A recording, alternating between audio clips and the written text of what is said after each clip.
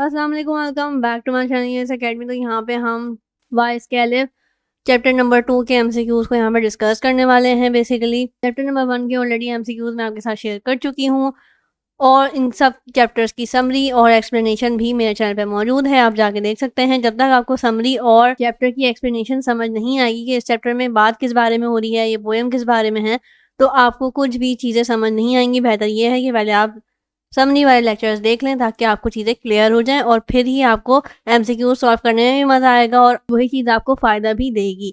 ठीक है, तो स्टार्ट करते हैं आज का लेक्चर। कैलिफ डैश उर Rashid was known as a respected for his justice. Caliph का नाम बताना है तो उनका नाम था हारून उर रशीद। ठीक है, जिन स्टूडेंट्स ने चैप्टर समझा है मेरे साथ साथ पहले लेक्चर्स के अंदर समरी समझी हुई है तो उनको ये चीज़ें बहुत आसान लग रही होंगी और यही चीज़ें एग्जाम में आएंगी तो आपको बहुत ज़्यादा आसानी होने वाली है। At night he would dash himself as a common man. वो क्या करते थे? डिस्कस, यानी कि बेसिकली ये कह लें कि आप जो कैलिफ थे वो गलियों में मतलब गश्त लगाया करते थे, यानी कि घूमा फिरा करते थे कि कोई भी जो है वो भूखा ना हो या कोई नीडी पीपल ना हो जिसको ज़रूरत हो, ताकि उसकी मदद की जा सके। ठीक है, he would mingle with common people. ठीक है, वो कॉमन लोगों से मिलते जुलते थे in order to gain the first hand of their difficulties and problems. ठीक है, लोगों की मुश्किलात और डिफ़िकल्टीज प्रॉब्लम्स को पता करने के लिए कि मैं खुद जाके पता करूं कि लोगों को किस तरह से क्या परेशानी है, भूखे हैं या रिहाइश का मसला है या कोई और मसले हैं, तो मैं खुद जाके गश्त लगा के उनके साथ रह के उनकी प्रॉब्लम्स का पता करना चाहूँगा। तो ये स्टोरी बेसिकली उस बारे में है। फिर वहाँ पे आगे पूरा किस्सा भी चला था तो ये आपको चैप्टर में समझ आएगा। तो यहाँ पे क्या आएगा? Gain the first hand knowledge. ठीक है, द काजी told the caliph that he had brought before him a dispute which he could not dash settle. ठीक है, काजी ने कैलिफ को बताया था कि ये जो है बहस चल रही थी किसी एक चीज़ के ऊपर, तो वो उसको सेटल नहीं कर पाया, यानी कि ख़त्म नहीं कर पाया था। ठीक है, और डिस्प्यूट क्यों हुई थी, यानी कि बहस क्यों चल रही थी, किस चीज़ पे चल रही थी और क्या वजह थी, कौन झूठा था और कौन सच्चा था, ये आपको स्टोरी में समझ आ गया होगा। The two man were fighting over a dash. Horse पे लड़ाई हो रही थी। The rich man gave a right to beggar out of the party because he was dash, he was lame. ठीक है, वो कमज़ोर था। लेम मतलब होता है कमज़ोर। The beggar told the caliph that he could dash that the horse belongs to him, he can swear. ठीक है, ही कुड स्वेयर, यानी कि स्वेयर कहते हैं कसम खाने को तैयार था बेगर कि वो घोड़ा उसका ही है। The beggar also told the caliph what ever the money he had he dash on the horse, he spend on the horse, यानी कि बेगर ने क्या कहा कैलिफ को कि उसके पास जितने भी पैसे थे उसने सब हॉर्स पे खर्च कर दिए हैं। The beggar also said that he was dash because of the horse in rags. ठीक है, वो कहता है कि बेगार उसको कहता है कैलिफ को कि मैंने सारे पैसे जो है वो हॉर्स पे लगा दिए हैं और इसी वजह से मैं इन ड्रग्स यानी कि फटे पुराने कपड़ों में हूँ। ठीक है, in the caliph said to the काजी I think this case is not very dash to decide, difficult to decide. ठीक है, और फिर कैलिफ ने अपनी अक्लमंदी से इस केस का फैसला किया था। स्टोरी में आपको पता होगा the caliph told both the man to place their dash on the horse one by one. Caliph ने बोला था कि एक के बाद एक घोड़े को हाथ लगाए ताकि इस केस का फैसला किया जाए। The horse wins when the beggar touch, horse ने क्या किया? विंस किया, यानी कि हिनहिनाया गुस्से से जब बेगार ने उसको टच किया। The horse dash and neighed with the pleasure not, यानी कि उसको अच्छा लगा जब रिच मैन ने उसको टच किया। ठीक है, the caliph told the beggar that he was dash and wigged man liar. ठीक है, कैलिफ ने क्या फैसला किया कि बेगार जो था यानी कि भिखारी जो था वो बेसिकली झूठ बोल रहा था। The caliph told the beggar that he tried to rob an honest man. Caliph ने क्या कहा बेगार को कि तुम एक सच्चे और ईमानदार इंसान को लूटना चाह रहे हो, एंड रिस्पेक्टेबल मैन, यानी कि इज्जतदार इंसान को तुम लूटना चाह रहे हो। The caliph told the beggar that he deserve serve, the caliph told the beggar that he deserve dash. Caliph ने बेगार को बोला कि तुम्हें अब डैश करना पड़ेगा, यानी कि अब तुम्हें पनिशमेंट मिलेगी। The caliph asked the beggar to back dash of the gentleman.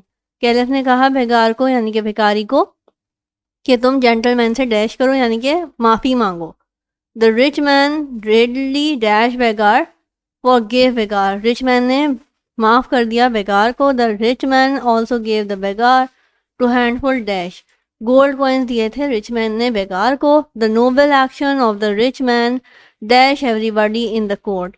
Rich man के इस एक्शन ने हर किसी को जो कोर्ट में मौजूद था उसको खुश किया और इम्प्रेस किया basically. Caliph Harun Rashid was known for his dash justice और विजडम, यानी कि अकलमंदाना या हिकमत की वजह से वो बहुत ज़्यादा मशहूर थे caliph. At night he would discuss himself as a common man and go through the streets of Baghdad.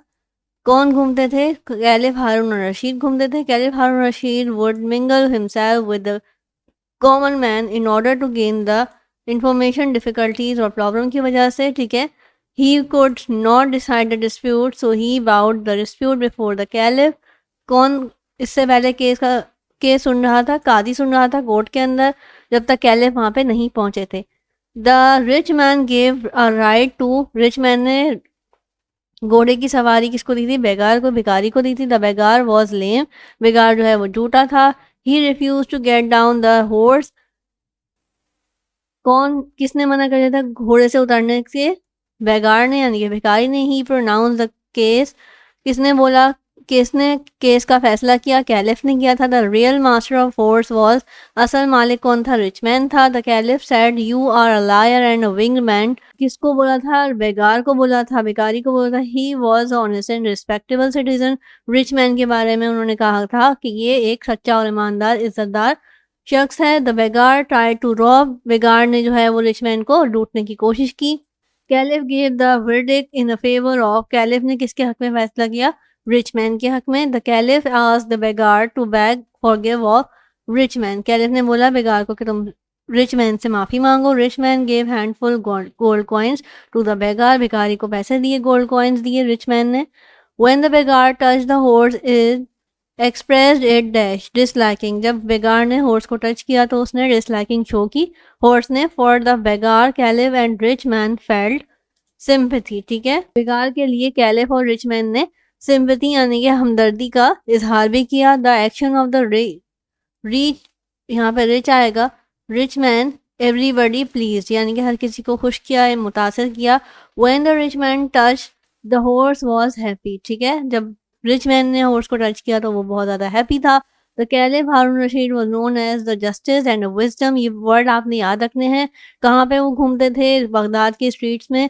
He would mingle with the people, यानी कि वो एक लोगों से मिलने जुलने में अच्छा महसूस करते थे। There was a dispute between the two people, यानी कि दो लोगों में बहस हो रही थी। The horse actually belongs to the rich man, rich man का वो हॉर्स था और बेगार का नहीं था। Rich man readily forgive the beggar, rich man ने फौरन ही बेगार को माफ कर दिया। He also gave him a handful coins of money. When the beggar touch the horse it wince, ये वर्ड आपने याद रखने हैं। But also touch the rich man hand, the horse snorted and neighed with the pleasure, ठीक है। The beggar was a liar and the caliph ordered beggar to apologize to the rich man. तो ये थे आज के हमारे second chapter के MCQs. यहाँ पे हमने फिलिंग द ब्लैंक्स को भी देख लिया है। इसकी समरी ऑलरेडी चैनल पे मौजूद है, वहाँ पे मैंने एक्सप्लेन भी किया है कि क्या स्टोरी थी और कैसी स्टोरी थी, क्या वजूहात हुई कि ये हमारे पास किस्सा सामने आया था, ये बहस हो रही थी, ठीक है।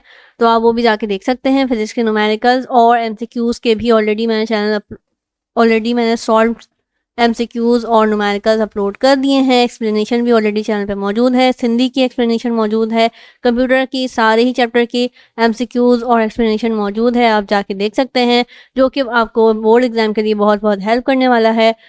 चैनल को सब्सक्राइब करें ताकि आने वाली वीडियोस आप तक पहुंच जाएं। टिल देन अल्लाह हाफिज़।